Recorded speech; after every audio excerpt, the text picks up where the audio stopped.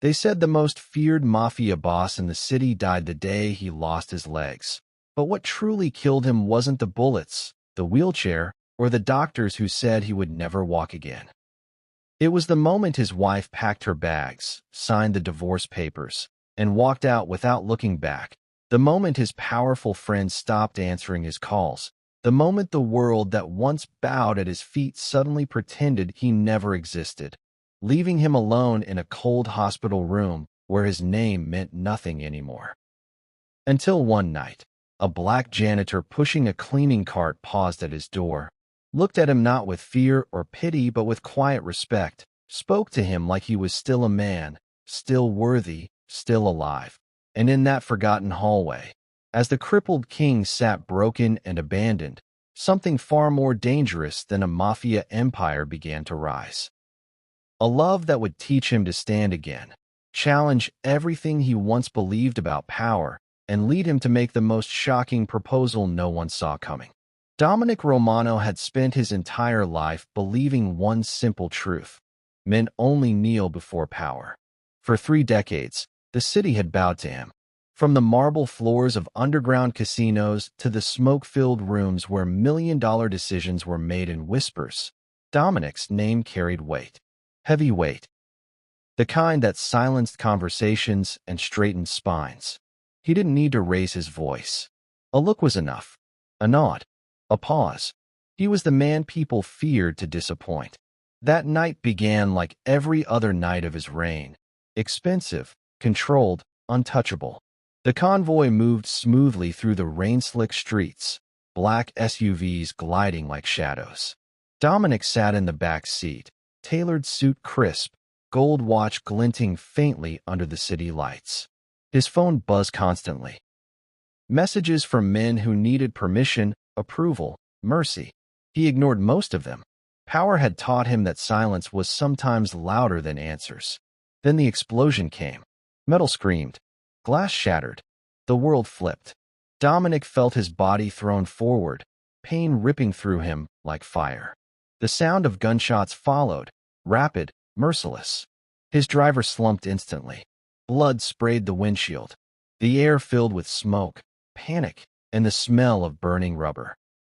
For the first time in years, Dominic Romano felt something unfamiliar. Fear. He tried to move, to reach for his gun, to command someone, anyone, but his legs wouldn't respond. There was no pain at first, just nothing, like they had vanished. Sirens wailed in the distance as darkness swallowed him whole. When Dominic woke up, the ceiling above him was white and cracked, nothing like the polished luxury he was used to. Machines beeped around him. Tubes ran into his arms. His mouth tasted like metal and regret. A doctor stood at the foot of his bed, flipping through a chart with professional detachment. "Mr. Romano," the doctor said carefully, "you sustained severe spinal trauma." Dominic tried to speak. His throat burned. "What does that mean?" he finally croaked. The doctor hesitated, just a fraction of a second, but Dominic noticed. He always noticed. "It means," the doctor said slowly, "you may not walk again." The words hung in the air, heavy and unreal. Dominic laughed. It came out hoarse, broken, almost hysterical. "I've been shot before," he said. "Stabbed. This isn't new." The doctor didn't smile. "This is different." Dominic looked down, trying to move his legs. Nothing. No response. No sensation. For the first time since he was a boy clawing his way out of poverty, his body betrayed him. The news spread faster than the bullets that put him there. In the Mafia world, weakness was a death sentence. Within days, meetings were canceled. Alliances postponed. Calls went unanswered. His right-hand men visited less frequently. When they did, they avoided his eyes. And then there was his wife. Elena Romano had married Dominic for the same reason everyone stayed close to him: power. She arrived at the hospital wearing black sunglasses and designer heels, not a tear in sight. She stood at the foot of his bed like a stranger waiting for an elevator. "How long?" she asked coldly. "How long for what?" Dominic replied. "How long until you're back?" The silence said everything. The doctor's words echoed between them. Uncertain. Possibly permanent. Elena exhaled sharply, as if inconvenienced. "This isn't what I signed up for," she said.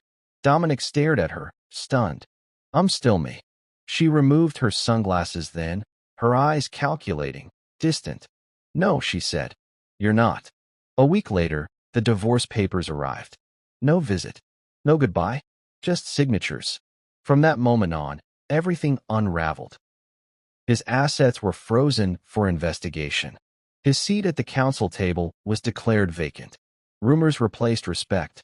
Men who once kissed his ring now debated who would take his territory. Dominic was transferred from a private luxury hospital to a public rehabilitation center on the edge of the city. The kind of place people forgot existed. The kind of place power never visited. The room was small. The food was bland. The nurses were overworked. And Dominic Romano, once the most feared man in the city, now needed help just to sit up. At night, when the lights dimmed and the noise faded, reality crept in. He replayed every betrayal, every abandoned promise, every unanswered call. He realized something brutal and undeniable. His empire had not been built on loyalty, but fear, and fear does not stay when strength is gone. Some nights, he stared at the ceiling and wondered if dying in the ambush would have been easier. At least then, they would have remembered him standing. One evening, as rain tapped softly against the window, Dominic overheard two orderlies outside his door. "That's him," one whispered. "The Mafia guy?" "Was," the other replied. "Now he's just another cripple." They laughed quietly and walked away. Dominic closed his eyes. For the first time in his life, no one was afraid of him. And that terrified him more than any enemy ever had. Unnoticed, unheard, abandoned, the king had fallen. And in that forgotten hospital hallway, with his name stripped of power and his future erased by a wheelchair, Dominic Romano had no idea that the next person who would change his life wasn't a rival, or a doctor, or an ally. It was a woman pushing a cleaning cart. A woman who didn't know his name. A woman who didn't care about his past. A woman who would see him not as a fallen mafia boss, but as a broken man still worth saving. The silence hurt more than the bullets ever had. Dominic Romano noticed it first in the small things. The way his phone stopped vibrating. The way the nurses no longer stiffened when they entered his room. The way his name, once spoken in whispers of fear, now sounded ordinary when read off a clipboard. Romano, Dominic. Physical therapy at 9. No titles. No respect. No hesitation. Just a name. In the old days, one call from Dominic could shut down an entire street, empty a nightclub, or start a war. Now, he stared at the same phone for hours, watching the screen remain dark, convincing himself it was only temporary. "They're waiting," he told himself. "They don't want to disturb me while I recover." But days passed, then weeks, and the truth crept in quietly, like a thief in the night. Power doesn't wait for the wounded. The divorce finalized faster than he expected. Elena's lawyers moved with ruthless efficiency, filing documents, freezing shared accounts, securing properties for her protection. Dominic received the notification from a junior attorney who couldn't even bring himself to look Dominic in the eye during the video call. "I'm sorry, Mr. Romano," the man said, rehearsed sympathy dripping from every word. "This is standard procedure." Standard? Dominic almost laughed. Nothing about his life had ever been standard. Elena never came back to the hospital. She sent no message, no explanation, just legal language that reduced a decade-long marriage into clauses and percentages. That night, Dominic stared at the ceiling until his eyes burned. He remembered the vows, the parties, the way she used to cling to his arm in public, proud to be seen as his wife. And now? Now she couldn't even stand to see him sitting. That was the moment something inside him cracked. Not loudly, not dramatically, but deeply. A fracture of the soul. He realized that love, for her, had been conditional. Strong legs, strong men, strong futures, none of which he could guarantee anymore. The Mafia Council meeting happened without him. He found out through a news article clipped by a nurse who didn't know who he used to be. Dominic read the names slowly. Men he had promoted. Men he had protected. Men who had sworn loyalty. They voted unanimously to restructure leadership in light of recent developments. Recent developments. That's what they called his paralysis. They didn't even bother to kill him. A crippled man, after all, wasn't a threat. He was already dead in their world. His right-hand man, Luca, finally visited a week later. Luca stood awkwardly by the bed, hands clasped behind his back, eyes scanning the room as if afraid the walls might be listening. "You should focus on your recovery," Luca said. "Let us handle things." Dominic studied him. The man couldn't meet his gaze. "You've already handled them," Dominic replied calmly. Luca swallowed. "It's complicated." "No," Dominic said softly. "It's convenient." Luca left 10 minutes later. He never returned. Rehabilitation was humiliation disguised as hope. Lift your left arm. Try to sit forward. Don't rush. Dominic clenched his jaw as therapists guided his useless legs like foreign objects attached to his body. Sweat soaked his shirt. Pain flared in places he didn't know could hurt. Every failed attempt felt like another reminder. This body was no longer under his command. Some patients cried. Dominic refused. He would bite down on his pain, nails digging into his palms, eyes burning with frustration. He had survived street wars, betrayals, bloodshed, but this was slow torture. And worst of all, it was public. Other patients watched. Some pitied him. Some ignored him. None feared him. At night, when the room went quiet, the weight of it all crushed him. He thought of the men he had ordered killed, the families destroyed, the blood on his hands. If karma was real, this wheelchair felt like its signature. Depression didn't arrive dramatically. It settled in like dust. Some mornings, Dominic didn't want to wake up. He stared at the window, watching life move on without him. People walking, laughing, living. Simple acts that now felt impossibly distant. Once, he asked a nurse how long patients usually stayed. She shrugged. Some leave. Some don't. That night, Dominic wheeled himself to the bathroom mirror and barely recognized the man staring back. His face was thinner, his eyes duller. The king was gone. In his place sat a man stripped of relevance. It was during one of those empty evenings, when time stretched endlessly and hope felt like a cruel joke, that Dominic noticed something different. A sound, the soft squeak of wheels, the swish of a mop, the hum of someone quietly singing under their breath. The door to his room was open. A woman pushed a cleaning cart past, moving carefully, deliberately. She paused, noticing his open door, and glanced inside. Their eyes met. Dominic expected what he'd grown used to: awkwardness, curiosity, fear. Instead, she smiled. Not the forced kind. Not the pity kind. A real one. "Good evening," she said warmly, as if greeting any other human being. Dominic didn't respond. Most people stopped talking when he stayed silent. She didn't. "I'll be quick," she added gently. "Just cleaning." She entered the room, humming softly as she wiped surfaces and swept the floor. She didn't stare at his wheelchair, didn't ask questions, didn't whisper to anyone outside. She simply existed, unafraid, unbothered.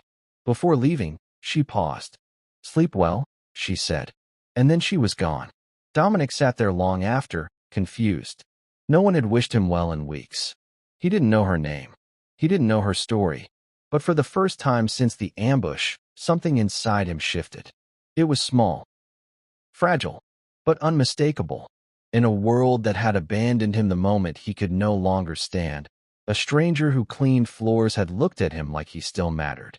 And Dominic Romano, the man who once ruled through fear, felt something stir in his chest that no amount of power had ever given him. Hope. Unwanted. Unexpected. Dangerous. Because hope, once lost, hurt far more the second time. And yet, he found himself listening for the sound of that cleaning cart again. The second night Dominic heard the cleaning cart before he saw it. A soft metallic rattle. The gentle squeak of tired wheels. The low hum of a woman singing in a language he didn't recognize. It was strange how such ordinary sounds stood out in a place that smelled of disinfectant and despair. In the rehabilitation center, nights were usually filled with coughing, distant groans, and the mechanical rhythm of machines keeping people alive. But her presence cut through all of that, calm and steady, like a quiet promise that the world hadn't completely fallen apart. Dominic found himself watching the doorway. He hated that. He had never waited for anyone in his life. Then she appeared. The black woman from the night before pushed her cart slowly, eyes focused on her work. She wore a faded blue uniform, sleeves rolled up, hair wrapped neatly in a scarf. She stopped when she reached his open door and knocked lightly on the frame. "May I?" she asked. Dominic nodded once. She entered without hesitation, moving with an unhurried confidence that suggested she had long made peace with being invisible. As she cleaned, she spoke, not at him, but to the space around them, as though conversation was simply a natural part of breathing. "It's cold tonight," she said. "Rain usually makes people restless." Dominic didn't answer. Most people gave up after the first silence. She didn't seem bothered by it. She wiped the table, straightened the chair, adjusted the trash bin, all while humming softly. After a few minutes, she glanced at him. "You don't talk much," she observed, not accusing, just curious. "I talk when there's something worth saying," Dominic replied. She smiled. "That makes two of us." The simplicity of her response caught him off guard. She finished cleaning and moved toward the door, then paused. "My name is Aisha," she said. "I work nights." She didn't ask his name. That somehow mattered. Aisha began appearing every evening after that. Sometimes she spoke. Sometimes she didn't. Some nights, she simply cleaned and left a quiet good night behind her. Other nights, she shared small pieces of herself. Nothing heavy, nothing demanding. She talked about her job, about how people rarely noticed the ones who cleaned up after them, about how silence could be peaceful if you let it be. Dominic listened. He hadn't listened to anyone in years. One night, when the rain was particularly loud against the windows, she asked him a question he hadn't expected. "Do you miss who you used to be?" she asked gently. Dominic tensed. His instinct was to deflect, to intimidate, to shut down anything that got too close. But something in her tone, soft, grounded, made lying feel pointless. "Yes," he admitted, "but I don't miss how empty it was." Aisha nodded, as if that made perfect sense. "Sometimes," she said, "we lose things so we can finally see what we were holding." He studied her face. There was no judgment there, no curiosity about his past, just understanding, hard-earned and quiet. "Most people see this chair," Dominic said bitterly. "They decide I'm already finished." She stopped cleaning and looked at him fully then. "You are breathing," she said simply. "That means you're not finished." The words landed harder than any threat ever had. Days passed, then weeks. Aisha became part of his routine, as predictable as medication rounds and therapy sessions. Dominic started saving questions for the evenings, timing his thoughts around the sound of her cart. He learned she had come to the city years ago with nothing but hope and stubborn faith. That she worked multiple jobs before landing the janitorial position. That she believed dignity had nothing to do with titles. One night, Dominic asked, "Why are you always so kind?" Aisha laughed softly. "Kindness is cheaper than bitterness," she said, "and it costs less to carry." That night, Dominic slept better than he had since the ambush. But not everyone appreciated her presence. A nurse once rolled her eyes as Aisha lingered by Dominic's door. "You don't have to babysit him," she muttered. Aisha straightened. "I'm not babysitting," she replied calmly. "I'm being human." The nurse walked away, embarrassed. Dominic watched the exchange silently, something unfamiliar tightening in his chest. Gratitude. No one had defended him since he lost his legs. It was during a late physical therapy session that Dominic finally broke. His legs refused to cooperate. Pain shot up his spine as he collapsed back into the wheelchair, breath ragged, hands trembling with rage. "Again tomorrow," the therapist said, already turning away. Dominic wheeled himself back to his room, fury boiling over into despair. When Aisha arrived later that night, she found him staring at the wall, jaw clenched. "They were right," he said without looking at her. "I'm finished." She set her card aside and pulled a chair close, sitting at eye level. "Look at me," she said. Reluctantly, he did. "I clean floors," Aisha said. "People step over me every day. Some days, I feel invisible. But I wake up. I work. I breathe. That means I still have purpose." She leaned forward slightly. "You're not finished," she repeated. "You're just in the middle." Something inside Dominic cracked open. A single tear slid down his cheek before he could stop it. Aisha didn't react. She didn't comment. She simply handed him a tissue and sat there until his breathing steadied. That night, after she left, Dominic stared at his reflection again. The man in the mirror was still broken, still confined, still abandoned by the world he once ruled. But for the first time, he didn't feel completely alone. He didn't know Aisha's last name. He didn't know her past in full. He didn't even know why she cared. But he knew this. When everyone else saw a fallen mafia boss, Aisha saw a man. And somewhere deep inside Dominic Romano, beneath the scars, the sins, and the steel he once lived by, a dangerous thought took root. If one person could see him as human again, maybe he wasn't beyond saving after all. Loyalty had always come with a price. Dominic Romano learned that lesson early in life. Men stayed close as long as he paid well, protected them, or terrified them enough to make betrayal unthinkable. Loyalty, in his world, was a transaction, clean, calculated, and temporary.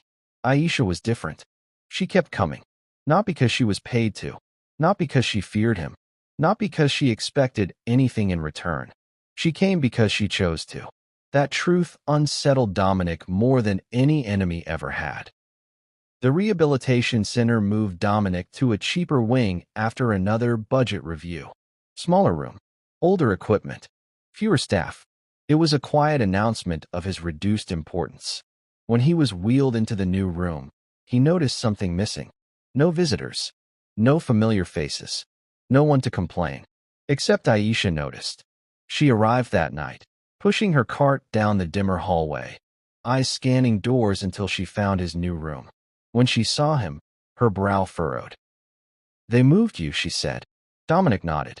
"I'm a lower priority now." She frowned, then smiled gently. "Then I'll just have to walk a little farther." That single sentence struck him harder than any promise of protection ever had. The mockery started soon after. Some patients whispered when he passed. Others stared openly. A few staff members spoke around him, not to him, as though the wheelchair had erased his hearing along with his strength. One orderly muttered once, "Used to be somebody, huh?" Dominic said nothing, but Aisha did. "Still is," she replied calmly, meeting the man's eyes without flinching. The orderly scoffed and walked away. Dominic watched her, stunned. "You don't have to do that," he said later. "Yes, I do," she answered simply. Disrespect grows when nobody challenges it. He had ruled through fear. She stood through dignity. The contrast humbled him. One evening, Dominic finally told her the truth. Not the headlines. Not the rumors. The truth. "I wasn't a good man," he said quietly. "I hurt people.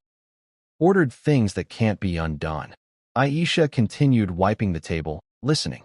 "I led men who destroyed lives," he continued. "If you knew who I was, you wouldn't sit here." She stopped cleaning and turned to face him. "I know who you are," she said gently.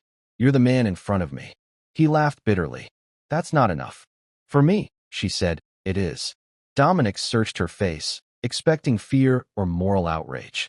There was none. "I don't excuse harm," she continued. "But I also believe people are not frozen in their worst moments." No one had ever given him permission to change before. The nights grew longer. Therapy grew harder. Some days, Dominic returned to his room, so exhausted he could barely lift his arms. Rage simmered beneath his skin. He snapped at nurses, at doctors, at himself. One night, after a particularly brutal session, he slammed his fist against the wheelchair armrest. "What's the point?" he shouted. "They say I might improve, but no one believes it. Not even them." Aisha placed a hand gently on his shoulder. "I believe it," she said. He scoffed. Belief doesn't make legs work. No, she agreed softly. But it makes hearts try. She told him about her father that night. How he'd lost the use of his hand after an accident back home. How people told him his life was over. How he'd learned to work again, slowly, painfully, stubbornly. They were wrong about him, she said. They can be wrong about you too. Something ignited inside Dominic. Not hope, determination. That night, after the ward fell silent, Dominic wheeled himself into the small therapy room. Alone, he locked the door. Sweat poured down his face as he transferred himself to the bars. His arms shook violently as he pulled himself upright. Pain exploded through his spine, sharp and unforgiving. He collapsed, gasped, tried again, and again. By the time he returned to his room, his body screamed in protest, but his eyes burned with a fire that hadn't been there before. Aisha knows, he thought. The next evening, she noticed the bruises on his arms. What did you do? She asked, concern flickering across her face. Something I should have done earlier, he replied. She studied him for a long moment, then nodded. Then don't stop, she said. Weeks passed. Small changes followed. A twitch, a flicker of sensation. A moment of balance held half a second longer than before. Doctors remained cautious. Don't get your hopes up, one warned. But Aisha never wavered. She celebrated every inch of progress like a victory parade. You moved, she said once, eyes shining. Dominic smiled for the first time that day. One night, as she prepared to leave, Dominic spoke quietly. Why are you still here? He asked. You gain nothing from this. Aisha paused at the door. I gained something, she said. I gained the knowledge that I did not abandon someone who needed me. She met his eyes. Everyone deserves at least one person who stays. The door closed softly behind her. Dominic sat alone in the quiet room, her words echoing in his mind. For the first time in his life, he understood loyalty that wasn't bought, forced, or feared. And somewhere between the pain, the effort, and the quiet presence of a woman who cleaned floors for a living, the fallen king began to rebuild himself. Not as a ruler, but as a man worthy of standing again. Dominic had stopped counting the days. Time in the rehabilitation center no longer moved forward, it pressed down. Each sunrise felt like a test, each night like a verdict on whether he had failed or survived. His body carried pain like a second skin, constant and unforgiving. But beneath the exhaustion, something else lived now. Defiance. Not the loud, violent kind that once ruled his life, but a quiet, relentless refusal to accept an ending written by other people. And it all began to change on a night no one was watching. The ward lights dimmed at 10. By 11, the hallway was silent except for the distant hum of machines and the occasional cough from another room. Dominic waited until he was sure no one would come. He locked the door. The therapy room across the hall had become his battlefield. The bars were cold against his palms as he transferred himself out of the wheelchair. Teeth clenched so tightly his jaw ached. Pain shot through his spine the moment his feet touched the floor. He gasped. Sweat broke out instantly, soaking his shirt. Not tonight, he whispered to his legs. Not tonight. He straightened slowly, arms shaking violently as he pulled himself upright. His knees buckled. Then, something different happened. A flicker, barely there, but real. His right foot pressed down. Not much, not enough to stand, but enough to be felt. Dominic froze, breath trapped in his chest. Did you feel that? He asked himself. He shifted his weight again. The sensation returned, weak, trembling, but unmistakable. His legs responded. A sound escaped his throat, half laugh, half sob. For months, they had been silent. Dead, forgotten. And now, in the dark, when no doctors were watching, his body remembered him. He didn't tell anyone. Not the doctors. Not the therapists. Not even Aisha. Hope, he had learned, was fragile. He didn't want it dissected by caution or buried under professional doubt. Instead, he trained harder. Every night, every stolen hour. He pushed until his muscles screamed and his vision blurred. He fell more times than he could count, bruises blooming across his arms and shoulders. Some nights, he crawled back to his wheelchair on his hands and knees, breath ragged, body shaking. But each time, he stood a little longer. A second, 2, 3.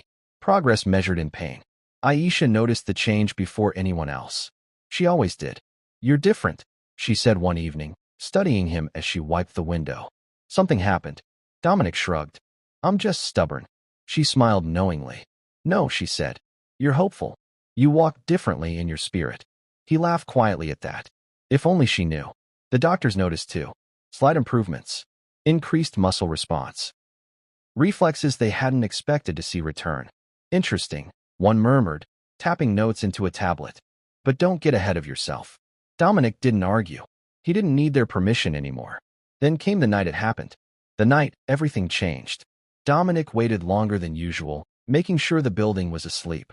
He transferred himself to the bars, heart pounding like a drum in his chest. This is it, he whispered. Or nothing. He pulled himself upright. Pain exploded. Sharp, brutal, merciless. He nearly let go. Then he remembered Aisha's voice. You're not finished. You're just in the middle. He planted his right foot, then his left. Slowly, agonizingly, he let go of the bars. For a split second, he stood unsupported, balanced, terrified, alive. His knees trembled violently, muscles screaming in protest. One step, he breathed. Just one. He shifted his weight forward. His foot moved. It touched the floor ahead of him. Dominic took a step, then another. He collapsed immediately afterward, crashing to the floor in a heap of pain and disbelief, but it didn't matter. He lay there laughing, tears streaming down his face, chest heaving. He had walked. He didn't sleep that night. He sat in his wheelchair by the window, watching dawn break over the city that had abandoned him. The same city he once ruled. The same city that had written him off as finished. They were wrong. But more importantly, he was changed. He could walk again. And yet, strangely, revenge didn't fill his thoughts. Power didn't call to him. The only face that mattered was Aisha's. The woman who stayed when he couldn't stand. Days passed. Dominic continued training in secret, building strength, refining balance, extending distance. He walked when no one could see, returned to the wheelchair before morning rounds. He wanted control over the moment of truth. He wanted to choose how and when the world would see him stand again. Because this time, his legs weren't coming back for power. They were coming back for purpose. One evening, as Aisha prepared to leave, Dominic spoke quietly. Aisha, he said. She turned. When I couldn't stand, he continued slowly, you stood for me. Her brow furrowed slightly, confused by the weight in his voice. Whatever happens next, he added, I need you to know that. She smiled softly. Then stand well, she said. You owe it to yourself. Dominic watched her walk down the hallway, cleaning cart rolling behind her, unaware of the miracle unfolding in the shadows. He gripped the armrests of his wheelchair, heart steady, resolve unshakable. Soon, he would walk toward her, not as a fallen mafia boss, not as a man chasing power, but as someone ready to choose love over everything he once was. And when that moment came, the world would never look at either of them the same way again. Dominic chose the morning carefully, not because he feared failure, but because he respected the moment too much to rush it. The sun crept into the rehabilitation center through narrow windows, casting pale light across the tiled floors. Nurses moved about with their usual routines, unaware that something irreversible was about to happen. Dominic sat in his wheelchair near the nurse's station, hands resting calmly on his thighs, heart steady. His legs were strong enough now. Not perfect, not effortless, but real. He stood when no one was watching. He walked when no one believed. And today, he would no longer hide. Aisha arrived just after noon, pushing her cleaning cart as she always did, humming softly under her breath. She wore the same blue uniform, the same headscarf, the same quiet dignity that had held Dominic together when everything else fell apart. She didn't see him at first. Dominic watched her for a moment. How she moved with care, how she greeted staff with kindness they rarely returned, how she existed without needing to be noticed. Then he rose, slowly, deliberately. The wheelchair rolled back slightly as he stood, legs trembling but obedient. Every muscle screamed in protest, but he welcomed the pain. It reminded him he was alive. He took one step, then another. The sound of his shoes against the floor echoed louder than any gunshot he had ever ordered. A nurse gasped. A patient froze. Aisha turned. Her eyes widened. The cleaning cart slipped from her hands, rolling a few inches before stopping. She stared at Dominic as if seeing a ghost walk toward her. Her voice broke. You're walking. Dominic stopped a few feet away, chest rising and falling steadily. Yes, he said softly. Because you stayed. Tears filled Aisha's eyes as she covered her mouth, shaking her head in disbelief. I prayed, she whispered. I prayed, but I didn't. I know, Dominic said. I didn't believe either. Not at first. People had gathered now. Nurses, patients, staff. But the hallway felt empty. Like the world had narrowed to just the two of them. Dominic took another step forward. Then another. And when he reached her, he did something no one expected. He knelt. Not because he was weak. Not because his legs failed him. But because he chose to. Gasps rippled through the hallway. Aisha, Dominic said, voice steady despite the fire burning in his muscles. I lost everything the day I lost my legs. My wife. My power. My friends. My name. He looked up at her, eyes clear. And when there was nothing left to take from me, you stayed. Aisha's tears fell freely now. I was feared, he continued. But I was never loved. Until you treated me like I mattered when I had nothing to offer. He reached into his pocket and pulled out a simple ring. No diamonds, no extravagance. Just honesty. I don't offer you power. I don't offer you money. I offer you a man who knows what it means to fall, and who will never abandon you. He swallowed. Will you marry me? Silence swallowed the hallway. Aisha looked at him, at the man who once ruled through fear, now kneeling in humility. She thought of the nights she cleaned his room while he sat broken and silent. The tears she hid, the faith she carried when no one else believed. You don't even know how afraid I was, she said softly. Afraid that when you stood again, you wouldn't need me anymore. Dominic shook his head. I stood because of you, and I don't want to walk another step without you. She nodded, smiling through tears. Yes, she whispered. Yes.